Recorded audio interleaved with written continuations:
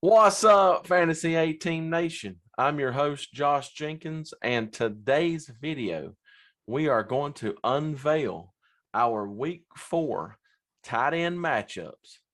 But before I start the show, I'd like to welcome back my co-host, aka the Fantasy Guru, back to the show.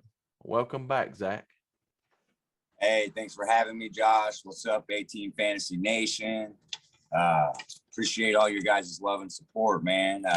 We put these videos out, and we can't believe how many views we're getting in the comments and stuff. So make sure you have any questions about whether it's tight ends or anything fantasy football. Make sure you put it in the comments, man. We'll try to get to them so we can, like for tonight, there's a game starting. So if you have any questions, man, put them down there, and we'll try to answer them. So with that said, before we start with the top tight end matchups this week, got to go with Kelsey, Waller, TJ Hawkinson, Gronk, and Kittle. Those guys are just studs, man. They always have mismatches when they're out there. Got to start them, get your points. That's why you drafted them, or if you happen to pick them up off the waiver wire for some reason, like Hawkinson, I don't know, but all these guys are studs, so play them. With that said, man, Josh, start us off with your number one. All right, number one on this week's tight end matchup is going to be Dalton Schultz, Dallas Cowboys. They're going up against the Carolina Panthers, second-ranked defense against the tight end. He was 6 of 7 for 80 yards and 2 touchdowns. He had 1 red zone target. What would you like to add, Zach? Well, I absolutely love this matchup. I'm glad you put him here. Dude, him and Dak have a good chemistry with Gallup and Cooper kind of banged up. Gallup's out still. Cooper's banged up. Just kind of leaves Schultz and Wilson, a lot more targets to be getting and or be gotten. And so with that said, Dak throws the ball a lot. So I look for this game to be I know Carolina's defense good, but I look for them to put up plenty of points for fantasy points, and Schultz will probably get, another close to 75, 80 yards and at least 1 touchdown, if not 2. He's a huge red zone threat. So play him if you got him. Yeah, I agree. I believe this game this week against the Carolina Panthers will be a lot like last week's game against the Philadelphia Eagles. They'll keep up for a while, but then the Cowboys will pull away in the end. Right.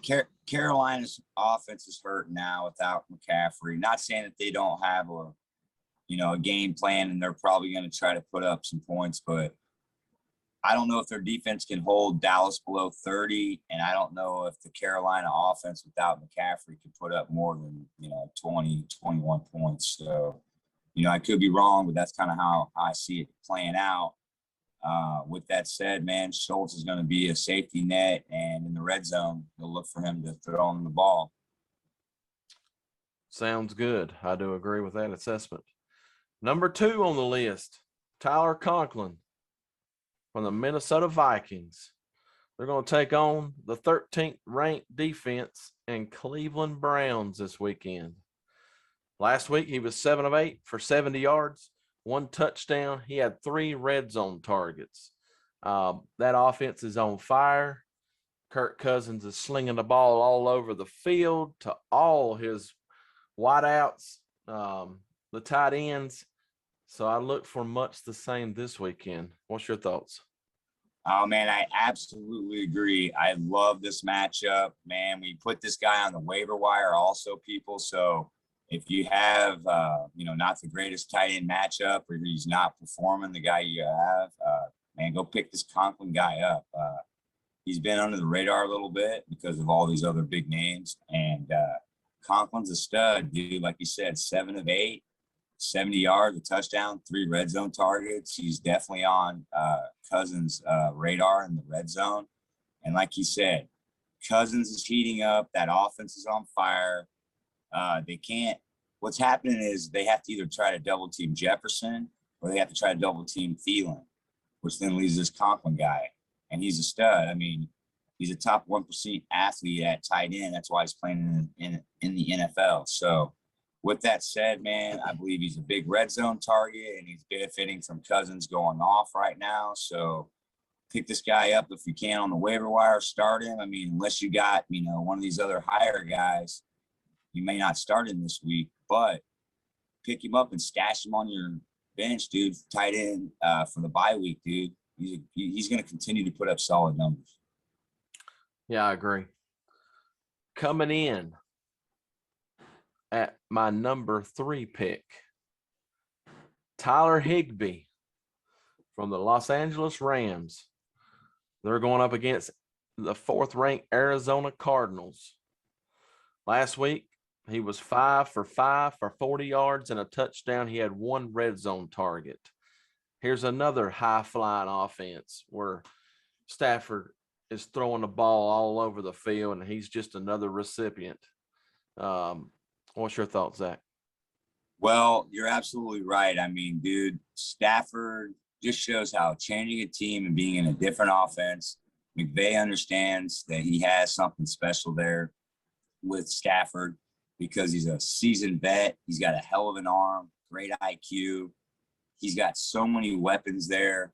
And Higby is benefiting from all of this. Like, again, you can't double team Woods and Cooper because then you leave Higby open.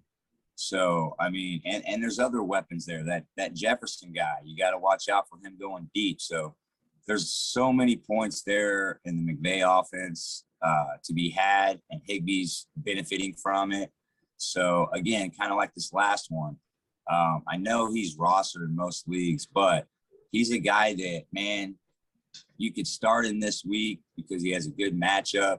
And if you have a better tight end, then he could be your good backup. But I'm telling you, he's in a high-powered offense. His numbers are only going to go up. He's proven to Stafford that he's reliable. So the chemistry is building there. He's a great player. Definitely pick him up, start him. All right, coming in at the number 4 position, we got Dawson Knox from the Buffalo Bills. They're going to take on Houston, the 30th-ranked defense. Last week, Knox went 4 for 5 for 49, 1 touchdown, 1 red zone target.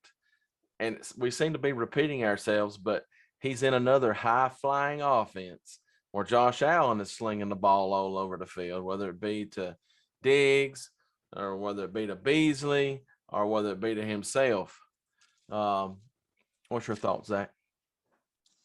Well, yeah, I agree. Okay, so this guy's really – wasn't he on the waiver wire video? I can't remember. Yeah, he was. Yeah. So, yes, there's another waiver wire person that you can go pick up. And, if you don't like the matchup this week, you can stash him for the bye weeks. But, again, this guy's in a hot offense. I love this matchup. He's shown that Allen, when they double-team Diggs and they double-team Cole Beasley, he's going to be reliable, catch the ball. He's a red zone threat. I look for him to even probably have higher numbers, probably more like 70, let's say 50 to 70 yards and a touchdown for sure. Allen, like you said, he's a gunslinger, slinging the ball all over. High-powered offense. It's just another guy you got to pick up and start, man, if you don't have one of those top guys like a Kelsey, Waller, Hawkinson, or Gronk. All right. Agreed. Number 5 on the list, we're going to go with Logan Thomas. They're taking on Atlanta with the 27th-ranked defense. Last week, Thomas went 4 for 4 for 42. He had 1 touchdown and 2 red zone targets. He's on that offense. Pretty good offense. They got Tyler Heineke. He's slinging the ball down the field. He's making a few mistakes with a couple of interceptions here and there. So he's getting his fair share of targets on that team. Zach, what do you have? I like this matchup. I don't love it, but Atlanta's defense, passing defense is kind of porous. So I look for Thomas to have some really good numbers this week. he'll probably have more than 42 yards, probably more like the 50 to 70 and a touchdown. Heineke seems to like him in the red zone, and they've been building chemistry. So he's kind of like the safety net there. When they double McLaurin and then they try and pick up Antonio Gibson out of the backfield, it leaves him open. So he's getting the ball, and he's a stud. He's an athlete. He's kind of like the Noah Fant. I'm not gonna say he's a Waller or Kelsey, but maybe like a Hawkinson. This kid's an athlete. So the more he gets the ball, more chemistry they can get. And Heineke sure kind of surprising me. So he's showing he's a serviceable quarterback and passer. So another guy to have start this week. So get your points if you have it, man. Start it. Yeah, I totally agree. I guess at this time, I'd like to throw out a couple of honorable mentions. Okay. I guess the first one on my list would be Noah Fant. Last week, he had decent numbers. It wasn't nothing to write home about. No, they were pretty low. Yeah, he had a tough matchup, but he's such an athlete. I look for Noah Fant to definitely get the ball. Him and Bridgewater is building that chemistry. They got Sutton there, so when they double team Sutton, it leaves Fant open. He's a red zone target. Somebody I would definitely, play if I had him. I wouldn't get rid of him. Stash him if you need to for bye week. But Noah Fant is a great player, and that offense is getting better and better. And Bridgewater and him are getting more and more chemistry. So going further into this long season, as long as Fant's healthy, dude, he's an athlete. So great player to have. exactly.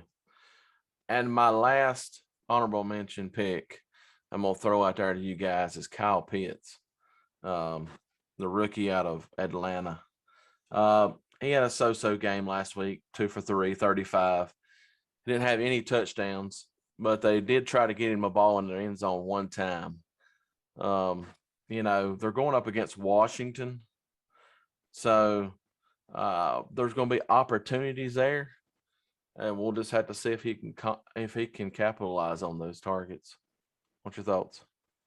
Well, yeah, it's tough because, he's a rookie, so it's an up and down type of thing, he still has a learning curve, and because he's highly touted, they're right off the bat double teaming him, and it's making it tough for him. He's got to learn to beat the double team off the line and run his route and be open on his timing route. So I agree, though. The kid is actually a stud. He had a not so great game that last week, but what rank was Washington's defense? I can't remember, but I agree that he probably will have better numbers this week. He ain't going to have bad numbers every week. So I look for him to bounce back, have better numbers, probably get a touchdown this week because he's between him and Ridley, they're one of the best options for him.